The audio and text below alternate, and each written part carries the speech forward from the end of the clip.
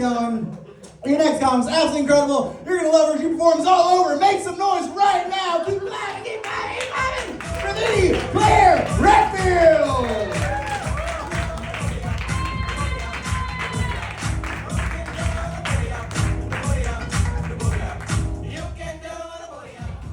What is that, an Indian love song? What is that? Oh, yes. Well, ladies, some of you don't know me, so let me introduce you. My name is Claire, and as you can see by my face, I'm on Medicare. And I'm sure you're saying to yourself, why would a woman my age do comedy? We have a lot of advantage over these younger comedians like that. Because if they forget their material, they look like losers. If I forget my material, I'm adorable. Yes, I'm just a sassy senior out there shattering baby boomer stereotypes. Yeah, no, really, seriously. You guys think, we're not all useless, worthless, ugly, irrelevant. No, we aren't. We don't all have use walkers and wheelchairs. Some of us are part of the Marvel comic superhero franchise. Yeah, we're the Super Agers. Yeah, you heard about it? The Super Agers, yeah. We're out there fighting our DNA. Back cancer, back. And they were fighting that other D one, the one that starts with D. What's that other disease? Oh yeah, dementia. I keep forgetting that one. But millennials, you've had somewhat of a questionable life decisions. Seriously, I know many of you have student debt and you can't afford therapy. But do you think TikTok is just the best platform for your mental health? There is this TikTok doctor out there named Destiny, and she's an influencer, and she's teaching you how to break up with your significant other. So it goes like this. So all you have to do is speak in your authentic voice, and you say things like, you know what?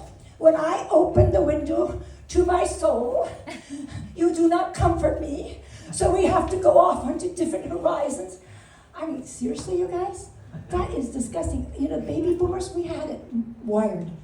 When a guy wanted to break up with a girl, he said, hey, you, get your raggedy ass out of here, bitch. I was a whole...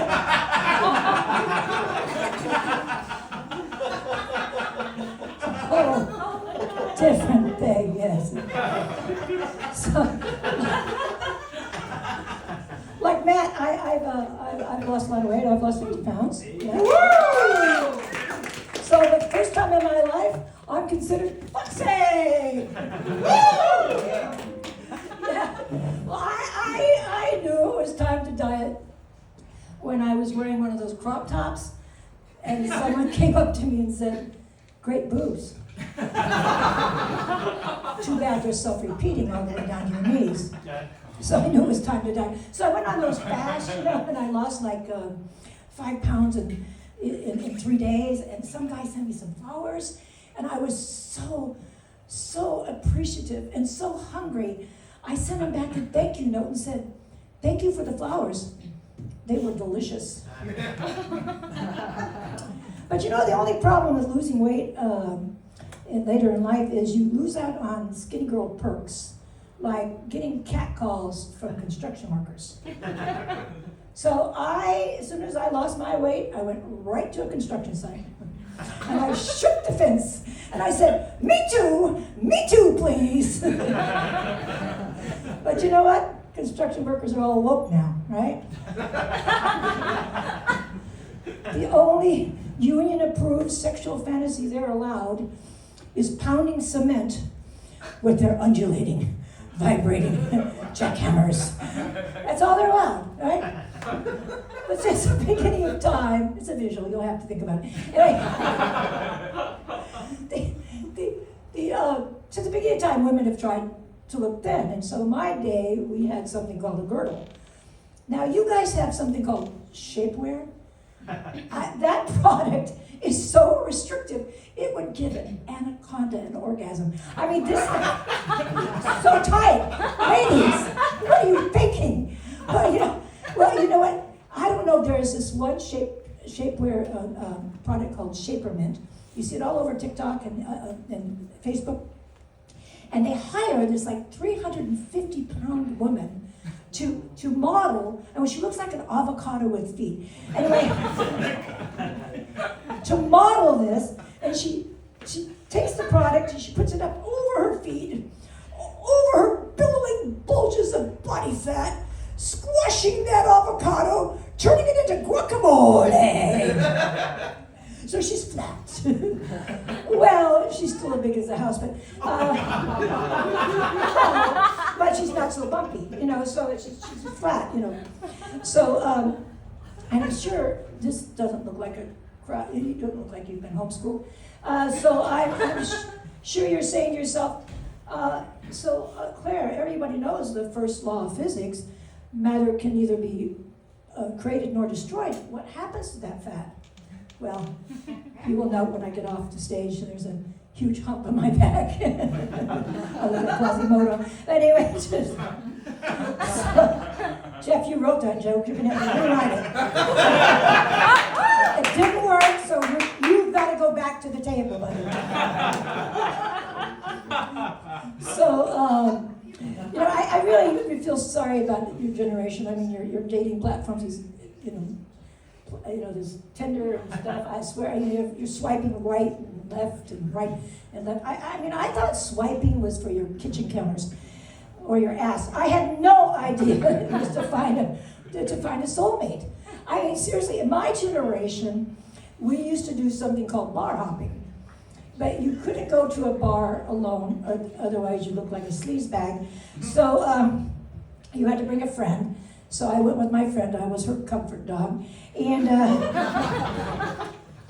she was not very cute or anything, but you know what? She was very eager. And then she'd go off and leave me alone. Well, you know what? When I was like almost a nun. I mean, seriously, it's a true story. In fact, they had just kicked me out of the nunnery. But I guess I was drinking too much of that ceremonial wine, and the nuns were bullying me, calling me Sister Mary Margarita, and but I wasn't the best catch. I was raised on the, Young Kathy's Guide to Youth and Love. It taught you how to say, please don't touch, from 101 different positions. I like that, but that's okay. I was raised on that book, and that's it. Anyway, so I really was. When you're a virgin, you're not a good catch at the bar. You can imagine. So I used to go up and just try to talk to people, and that's when you could smoke in bars, And I go up to a guy and I say, "Can I have a match?" He says, "You want a match? My butt, your face." You guys hate ghosting. I think ghosting is much better than being publicly humiliated, don't you think? Not knowing is better than knowing. That's the story here. Anyway, so to be able to relate to millennials, I've learned to speak like a millennial. So that's how I can get to know them best. I go, "Yo, bro, what's up? Hey, dude, that joke be dope. That joke be so dope. It be lit. That joke be so lit. I be swaggin'." Yeah, a 77-year-old woman just did millennial speak, and you're not laughing. I was clapping. Come on. Hey. You heard about comics dying on stage? I could. And I know. In fact, Jeff gave me the light. And going to the light has a whole different meaning from my perspective. In fact, when they say, "That's my time," they call 911. So anyway, ladies and gentlemen, that is my time. Thank you very much.